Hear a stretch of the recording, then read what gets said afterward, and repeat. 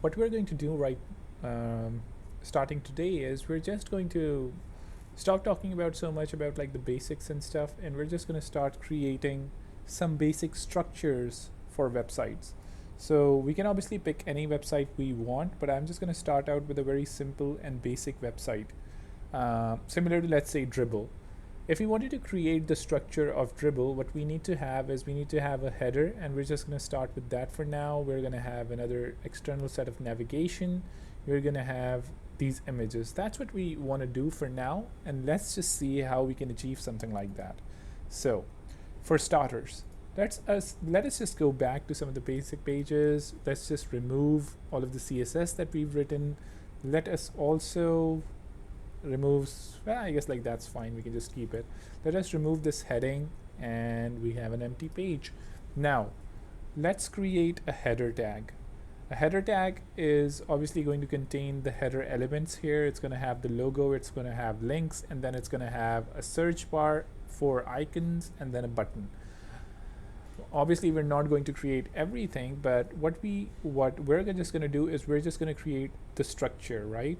So one other tag that you have in CSS is the star tag, or the asterisk. So what the asterisk does is it basically triggers any tag in HTML, and you can then apply a property to it which would be globally applied to all HTML elements. Now what I'm going to do with this tag is I'm going to say it has a background, or I'm just going to press like BG, and I'm just going to say RGBA. RGBA basically means red, green, blue, and then the alpha one for the opacity. So I can say black, or I can say 0, and then 0, and then 0, and then I can say 0.1. So it's going to have an opacity 000 is basically black, and then black is going to have an opacity of 0.1. Now you can see that some of the tags have gotten that opacity. Now what we're going to do is we're going to have a header tag. We can say header, and then we can have obviously a navigation tab tag. We can obviously structure it as a div, similar to how I've mentioned it before, but it's much better if we actually give the browser some knowledge of what that tag is going to be. And what better way to do that by tags that the browser already recognizes. So we can say nav, and I can say, okay, this is going to be a nav. Then I'm going to say, I can give it a section. This section is going to be the one that's going to contain all of these images. I can say section, and then I can say a div. It's going to contain, let's say, multiple divs, and these divs are basically going to be these images. So let's just save this and see what's going on. So we see this, and I'm just going to say image 1, and then let's just add those things in here as well. Image 1, and then say image 2, and then image 3. So now we have something like this, and let's just save and refresh. Now you can see that we have the header, we have the navigation, and we have the images here. What else do we need to do? In the header, we basically have a higher level structure. Now this is really important to understand. When you're creating a structure, try to categorize it in terms of where the elements are placed, not necessarily what type of elements, but where exactly those are placed. So now if we look at this header, we know that there are some elements placed on the left, and then there are some elements placed on the right. So there needs to be, we can have like two sort of containers, two divs, let's say, which one div is going to have the elements on the left, the other one is going to have the elements on the right. Now how do we do that? Obviously we just create a div. We're going to say logo content, or maybe even left content, and then we're going to say there's going to be another div which is going to have right content. Now if we save and refresh, I can see, okay, I have the left content and I have the right content, but it's not necessarily going to the left or to the right. Now there are different ways of making this go to the left and go to the right. One way obviously is to apply a particular styling to it. So there are different styles that we can do to then we can write to achieve something like that. But just to pause here, there's also one thing that I wanted to highlight. Similar to how you can actually write tags directly to give them particular stylings, so on and so forth, you can also have two more elements, or like you can obviously have like multiple ways in which you can access it. You can also give your elements a class. You can consider a class similar to a particular name that you give to an element to apply specific stylings to it. So I can say, okay, this is going to be left minus content, and I can similarly go here and I can say right minus content. Now classes, you can apply multiple the same class to multiple objects, and that's perfectly fine. The other thing that you can do to target things is you can give it an ID. An ID is a unique identifier of an element, and on the whole page, their IDs shouldn't necessarily be duplicated. There should be one specific ID or identification, similar to how you have your national identification numbers or anything along those lines. It's unique, and similarly IDs should also be unique. The page can have multiple IDs, but all of those should be unique with respect to the parent or respect to the element that they're applied on. So now, just to give you an introduction of how we do this, I can also give this an ID right. I can say right 123. Imagine this is the identification number of this content. Now, how do we actually target elements by, or tags by, their classes or IDs? If you want to target an element that has a particular class, you can start applying your property by giving a period and then adding the class name to it, basically. Now this thing targets the left content because the left content has a class of left minus content. So I basically substituted the class for a period in style.css, and that basically targets it. Now I can say display none. Display none, like the name suggests, is going to make its display, or it's basically just going to make it hidden. So if I save it and then if I refresh, you can see the left content has disappeared completely. It's on the page, but it is hidden by CSS. Similarly, if I wanted to target the element by ID, we used to target like classes by dot. Similarly, when you when you hover over it, you can see that it's actually targeting an element that has a class left content. Now if you want to target an element that has an ID, similar to how you used a period with CSS, you can do that with a hash to target an ID. And I can say right 123, and then I can say display none. The shortcut for display none is DN in VS Code. I save it and then I refresh it. Now you can see the left content appeared because I've removed the display none on the left content, yet the right content has now disappeared because I have an ID on the right content named right123. Now if I delete this ID and I save it and then I refresh it, you can see it's added back again, because in my CSS it's basically saying any element that has a right123 ID applied to it, you need to apply these specific properties to it. So that's how, again, targeting specific elements work. But now just back to the point. Now if I just refresh, I've removed my CSS. Now I want to have these elements side by side. How do I do that? I do that by multiple ways, but two of the most popular ways are grid and flex. So I'm going to just share a basic example of flex here. Now I'm going to target my header, and I'm going to say header become a flex element.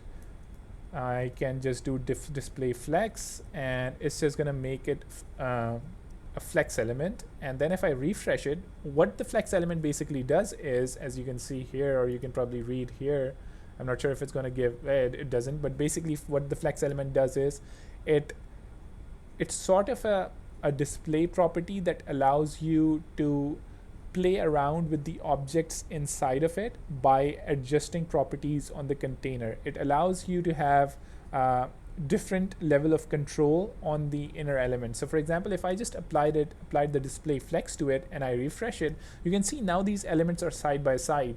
Why?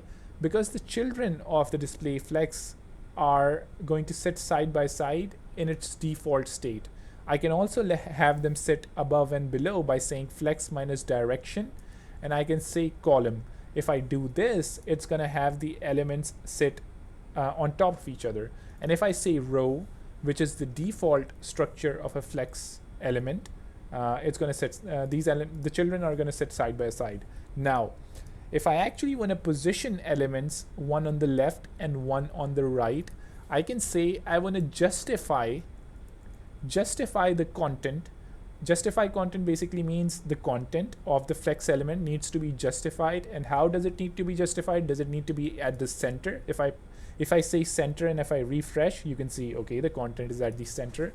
And similarly, you have multiple properties that are there, in which, let me just again autocomplete it, justify content, and then you have like multiple properties. You can go ahead and you can say center and first, baseline, whatever. But what we will basically want to do is we want to have space between. And what space between is going to do is it's basically saying have space between the content. So this is the content, the left content and the right content. This is basically saying have the maximum amount of space between them. Now if I refresh, you can see the left content completely moves to the left and the right content completely moves to the right. The flex property is a slightly complicated property, and in order to understand it, you can obviously go, there are different resources, but you can go to Flexbox Froggy. This is a great resource, and I'm going to link it in the description hopefully as well if I remember. And this actually teaches you how some of the various properties of flex. It has like a lot of exercises which you can do to understand the flex property and the various things that you can do with it. However, if you just continue with the courses or the videos that I'm actually showing you here, you should also be able to understand what we're trying to do here. So this is what we did to actually achieve the structure of the Dribbble page here. So you have content on the left, you have content on the right, you have some elements here that are positioned side by side. You can obviously achieve that by going to the index page and by just having, let's say, multiple elements within it. You can obviously have divs within it. You can have spans within it. I just prefer divs, but you can obviously have anything. So imagine you have a div, you have a button in it. I don't know what the button says, but button 1, and then you can have multiple anchor tags inside of it. I know Dribbble had some links here as well. So I'm just going to say links. Well, actually it's not links, but it's link. And then you have like 4 links here. And the same goes for I don't know, like what else do we have? So you have a button, you have the links, and then you have another button here. So you can obviously just duplicate this button if you want to. So I'm just going to go here and I'm just going to add a button here as well. So now if I refresh, you can see we have the button, we have the links, and then we have a button. Now, since the button is wrapped within a div, obviously it's going to take the whole space, but we can basically quite easily just do the same thing that we did here on the header. We can say nav is going to be a display flex element, which is going to have the justify. It's going to justify its content with space between. So now if we refresh and we see, okay, there's a button on the left, we have a bunch of links, and then there's the button on the right, similar to what we have here. However, we can see there's some like spacing on the left on the navigation. So what we can do here is we can say, okay, padding, and you can have padding minus left and padding minus right, but there's a shorthand to actually apply the padding. You can say the top padding is going to be 0. The right padding is going to be, let's say, 50 pixel. The left padding is going to the top padding is going to be 0. The right padding is going to be 50. The bottom padding is going to be 0, and the left padding is going to be 50 again. Now, if I refresh the page, you can see the content is slightly squished from the left and the right, and you can obviously apply the padding to the top and bottom. Like if I want to just apply the same padding throughout the container, I can just basically say 50 pixels. It's going to apply the same padding top, bottom, left, right. So that's one way you can do it. The links have too much spacing between them, but that's obviously because we have the justify content space between. But if we, let's say, wanted to have all the links stick together, we can also give all of these links a container or a div container, and we can say, hey, just contain all of the links together and have them squished together, like tightly coupled, and then have the buttons on the left and the right. So that's the basic gist of the layout that we achieved here. Now we want to do the same with the images as well, and we can do that with Flex as well. However, there's one other way in which we can do it for the images, and that way is I'm just going to go ahead and I'm just going to say give this section a class, and this is just going to be an image minus grid. Imagine like this is again an image grid. Now you can target this image grid by saying image minus grid, and then you go here, you're going to say display, and then you can say grid. Now you want to display it in a grid, right? So now after you've done that, you can say, let me just save it, and let's just go here and then refresh it. So as we can see, nothing really happened, and the reason for that is we haven't really specified the widths of these elements, right? I've just given it a grid, and obviously it may have become a grid, and we can just inspect it to see if it has, let's see if it has taken that property, and it has. Now the problem is that I haven't really specified the width of the columns. Now how do I do that? I can say grid template columns, and I can give a width for these columns. So I can say okay, the first one is going to be 100 pixels, the second one is going to be 200, and the third one is going to be 300. I refresh it, and we can see that being observed here. Now if I wanted to do something else here and give it a more equal sort of a distribution, I can say 33%, 33%, and 33%. And if you refresh, I can see that there's that 1% remaining here, and that's a problem. And we can obviously be more specific, and we can say 33.3333 or whatever it is, but there's a much better way to do it. The problem with giving widths like this, whether even if it was like completely right, so even if it was, let's say 50% and then 50% and then 50%, even if we do something like this and we have like two images here and so both of the images are taking the actual space, like even that wouldn't work, because I'm going to show you why. So if we now go and we say grid gap, and we want to give a gap between these elements, and I want to say like, hey, the gap should be 50 pixels. Now you can see the image 3 contain the div is actually escaping the bounds, because 33%, 33%, 33%, and then an addition of 50 pixels in between here actually exceeds the 100% that's available. So what do we actually do here? Well, we need to do some mathematics and mental gymnastics to actually figure all this out. But if you want to do it automatically by CSS, what we basically do is we say repeat. Then we basically type the number of columns we want to have in each row. And we want to say we want to divide these columns by a fraction. Now, if we do something like this, it's going to calculate all of the mental gymnastics and the maths to make it work, and then if we refresh it, we can see that these are perfectly aligned to the left, and there's a spacing between them that's 50 pixels. Now I'm going to reduce it, I'm going to make it 20 pixels, and then I can go here and I can just basically duplicate these images, and we can have, let's say, 9 of these images, and all of them are quite beautifully distributed. So that's basically it for this tutorial. I know it actually went quite longer than the previous one, but hopefully it gave you an introduction to Flex and the power of grids. And we're going to be covering some of these elements in detail as we move through the course and we have much more complicated layouts, but you should roughly get an idea how to create these basic layouts, and then we can obviously apply more styling to them. So I hope to see you in the next course, and if there's anything specific that you'd like to see, just let me know in the comments, and do not forget to share and like the videos.